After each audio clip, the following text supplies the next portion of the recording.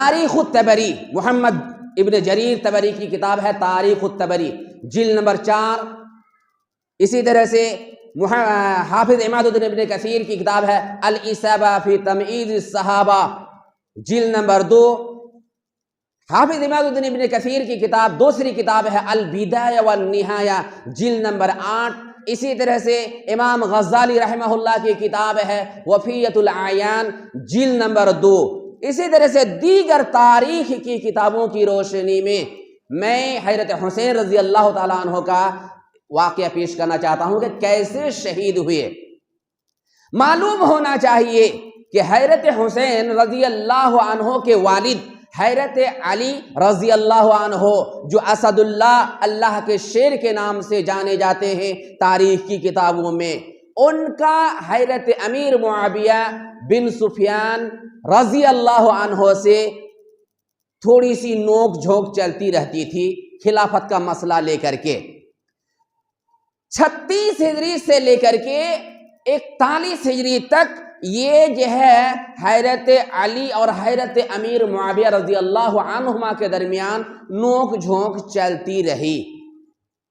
پھر حضرت علی کی شہادت ہوئی، کوفہ کے غداروں نے حضرت علی رضی اللہ تعالیٰ عنہ کو شہید کر دیے۔ پھر حضرت حسین کے بھائی حضرت حسن رضی اللہ عنہ خلیفہ بنے۔ حضرت حسن رضی اللہ عنہ نے امیر معاویہ سے صلح کر لی، کیا آپس میں ٹینشن کرنا صحیح نہیں ہے، ابا نے جو کیا کوئی بات نہیں، ہم امیر معاویہ کے ساتھ مل کر رہیں گے، اور صلح کر لیے۔ اس طرح سے جو ہے حضرت حسن اپنی خلافت سے دستبردار ہو گئے اور امیر معاویہ کو خلیفہ تسلیم کر لیے۔ حضرت حسین کو یہ بات پسند نہیں آئی، اس لیے کہ حضرت حسن اور حضرت حسین کے مزاج میں کچھ فرق تھا۔ حضرت حسن بہت نرم دل تھے، ان کے مقابلے میں حضرت حسین رضی اللہ عنہ کچھ کم نرم دل تھے۔ ان کے سلسلے میں تھوڑا کہنے میں گھبراہٹ ہوتی ہے، ایمان کو خطرہ پہنچنے کا ڈر ہے، تو کچھ کم نرم دل تھے، جیسا کہ مورخین لکھتے ہیں۔ امیر معاویہ رضی اللہ عنہ کی حکومت 60 ہجری تک پہنچتی ہے۔ 60 ہجری میں حضرت معاویہ بن ابی سفیان کا انتقال ہو جاتا ہے۔ انتقال سے پہلے حضرت معاویہ بن ابی سفیان نے اپنے بیٹے یزید، جو کہ بہت ذہین تھے، بہت تیز ترار تھے، بہت ہی چوکس اور بیدار مغز تھے یزید، ان کو اپنا جانشی بنا لیا کہ میرے مرنے کے بعد یہ خلافت کو سنبھالے گا۔ حالانکہ ان کے مقابلے میں اچھے صحابہ اکرام تھے، خاص طور پر حضرت حسین رضی اللہ تعالیٰ عنہ تھے، جن کے بھائی نے خلافت سے دستبردار ہو کر کے امیر معاویہ کو خلافت عطا کر دی تھی۔ اور یہ حضرت حسین بڑے ہی تقوی شعار، بہت ہی پرہیزگار انسان تھے، مگر امیر معاویہ رضی اللہ عنہ نے حضرت حسین کے بارے میں صرف وصیت کی کہ یزید تم حسین کا خیال رکھنا، ان کی عزت کرنا، وہ ایسے ہیں ویسے ہیں، ان کے ساتھ تم نرمی کا برتاؤ کرنا، مگر خلافت کے بارے میں وصیت نہیں کی۔ امیر معاویہ رضی اللہ عنہ کا انتقال 60 ہجری میں ہو جاتا ہے، اور لوگ ان کے ہاتھ پر بیعت کر لیتے ہیں اور ان کو خلیفہ تسلیم کر لیتے ہیں۔ بے شمار صحابہ کرام نے بھی مان لیا، چاہتے نہ چاہتے ہوئے بے شمار صحابہ کرام نے مان لیا کہ چلو افضل تو ہے لیکن مفضول ہے، یزید تو رہنے دو، کیا حرج ہے۔ لیکن 4 صحابہ کرام نے نہیں مانا کہ افضل کے رہتے ہوئے، اچھا کے رہتے ہوئے کم اچھا کو خلیفہ بنایا جا رہا ہے، یہ برداشت نہیں ہو رہا ہے۔ جن میں سے حضرت حسین خود تھے، حضرت حسین رضی اللہ تعالیٰ عنہ تھے، اور پہلے ہی سے یزید کے خلیفہ بننے سے پہلے ہی سے کوفہ کے غدار لوگ، جو پیدائشی طور پر غدار ہیں، جنہوں نے حضرت علی کے ساتھ غداری کی اور ان کو شہید کیا، حضرت حسن کے ساتھ بھی بڑی بدتمیزی کی، ان لوگوں نے پھر حضرت حسین کا پیچھا کیا۔ ان لوگوں نے لیٹر دینا شروع کیا حضرت حسین کو، آپ کوفہ آ جائیے، یزید کے مقابلے میں آپ کو خلیفہ بنائیں گے، ہم لوگ ہیں نا ساتھ، آپ تیار رہیے۔ خوب لیٹر دینا شروع کیا، خوب خط بھیجنے شروع کیے۔ حضرت حسین رضی اللہ تعالیٰ عنہ کو یقین ہو گیا کہ ہم کو یہ لوگ خلیفہ بنا لیں گے۔ جب یہ خلیفہ بنے، ان کی بیعت لی جانے لگی۔ مدینہ میں اس وقت حضرت حسین ٹھہرے ہوئے تھے، مدینہ کا گورنر ولید بن عتبہ تھا۔ ولید بن عتبہ نے حضرت حسین کو بلایا کہ یزید خلیفہ بن چکے ہیں، آپ مان لیجئے ان کو، میرے ہاتھ پہ ان کے نام پر بیعت کر لیجئے۔ کہا بعد میں کر لیں گے۔ 2 مرتبہ خبر بھیجے، لیکن انہوں نے معذرت کر دی اور مدینہ سے مکہ کا سفر کرنے لگے۔ یعنی مدینہ ہوتے ہوئے، مکہ ہوتے ہوئے کوفہ پہنچیں گے، اس لیے کہ کوفہ کے لوگ لیٹر دے دے کر کے بلا رہے ہیں کہ آپ کو خلیفہ بنائیں گے۔ اس امید سے مدینہ سے نکل پڑے۔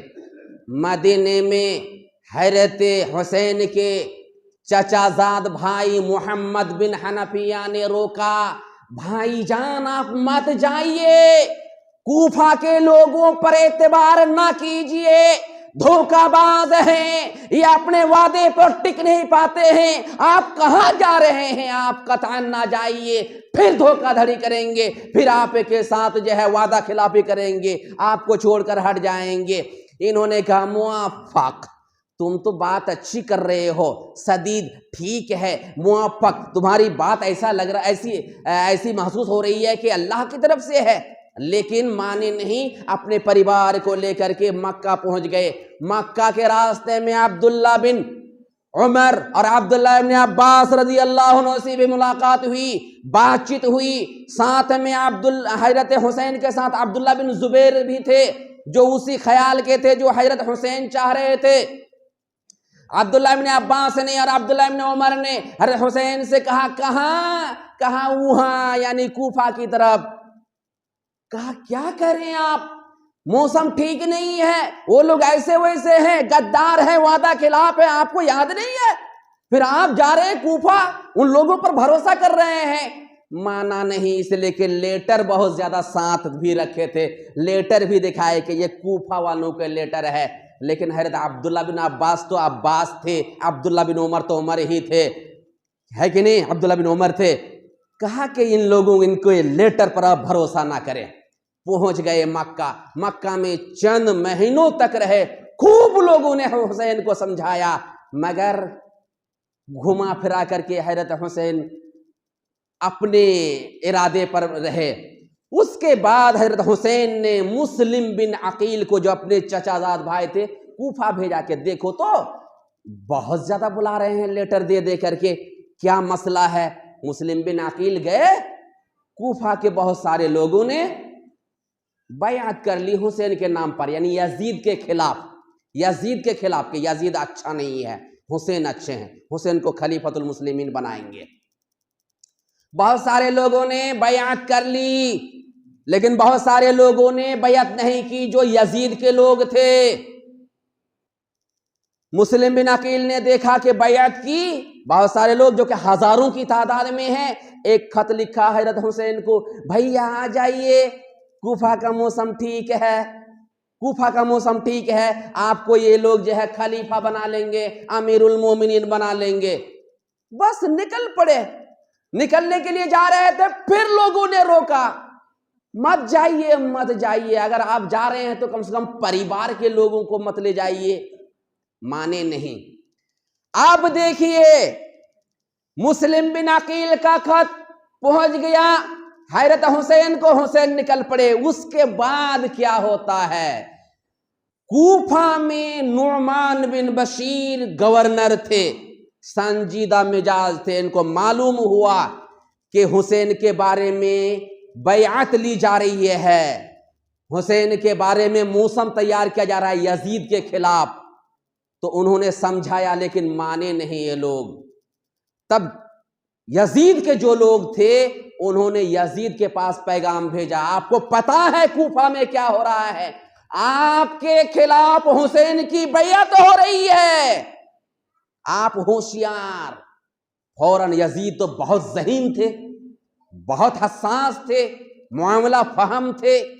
فوراً اس نے بصرہ کے گورنر کو کہا کہ آپ کوفہ کے بھی گورنر بن جائیے، نعمان بن بشیر کو ہٹا دیجئے، دستبردار کیا جاتا ہے اس کو، آپ کوفہ کو بھی سنبھالیے، بصرہ کو بھی سنبھالیے، اور ہمارے خلاف حسین کی بیعت لی جا رہی ہے، ان کا جائزہ لیجئے، پتہ کیجئے. حسین عبید اللہ بن زیاد جو کہ تھوڑا سا تلخ مزاج تھا، یہ کوفہ آنے کے بعد ہڑکایا لوگوں کو. تو وہ لوگ اتنا ڈرے، خوب ڈرایا، خوب ڈر دکھایا. وہ لوگ اتنے ڈرے کہ حسین کا نام لینے والے نہیں بچے، حسین کا نام لینے والے نہیں بچے.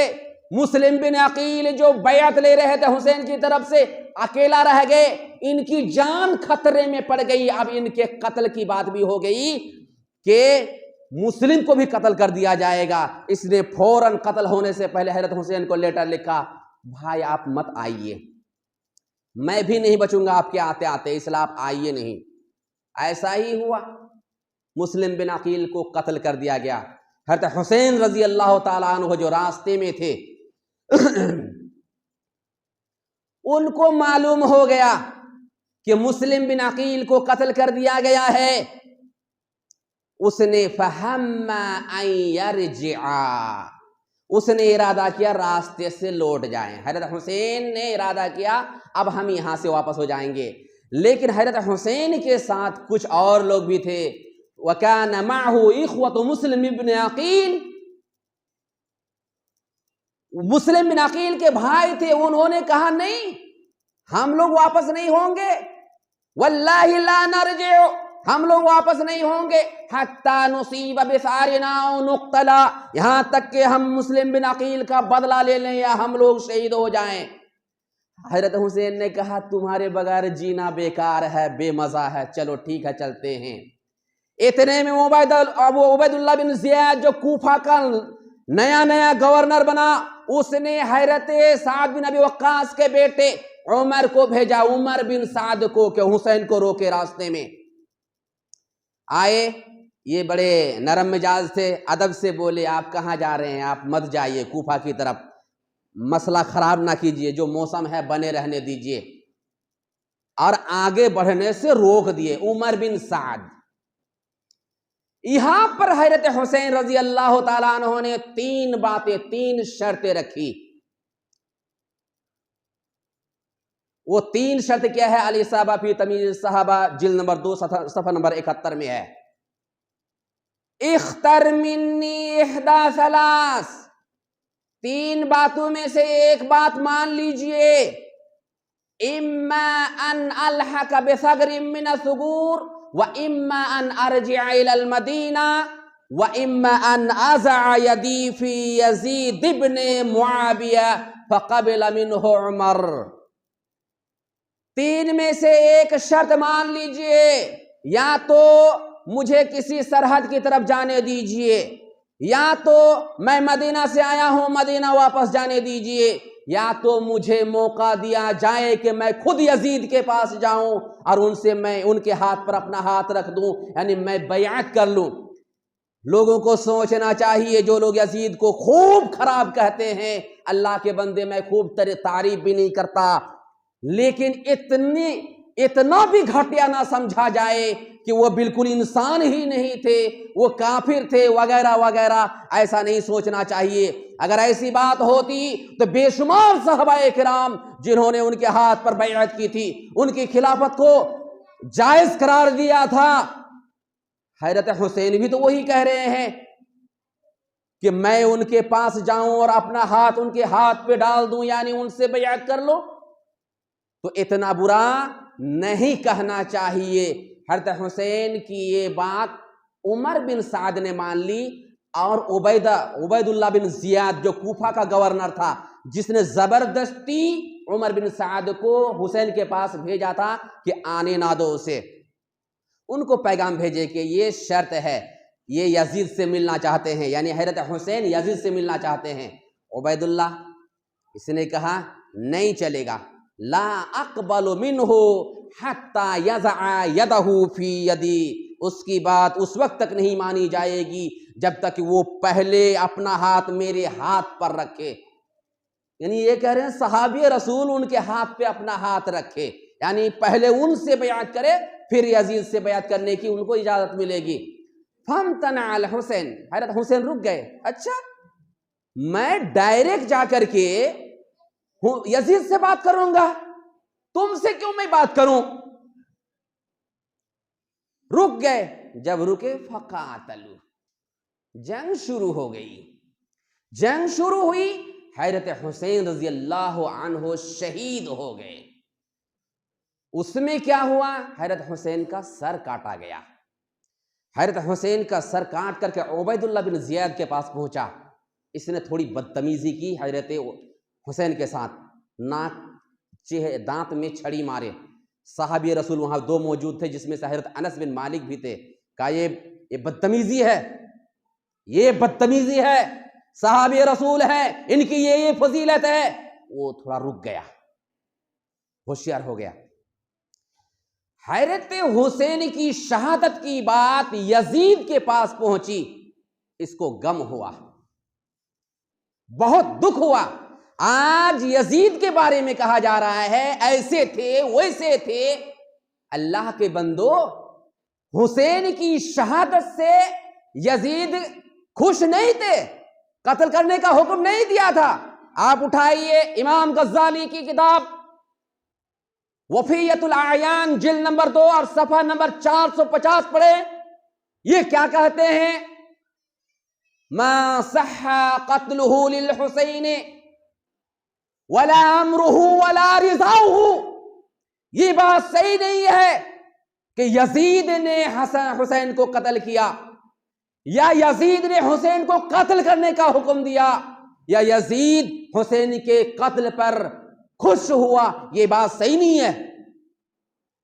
بلکہ آپ حافظ عماد الدین ابن کثیر کی کتاب البدایہ والنہایہ جلد نمبر 8 صفحہ نمبر 193 پڑھیں گے.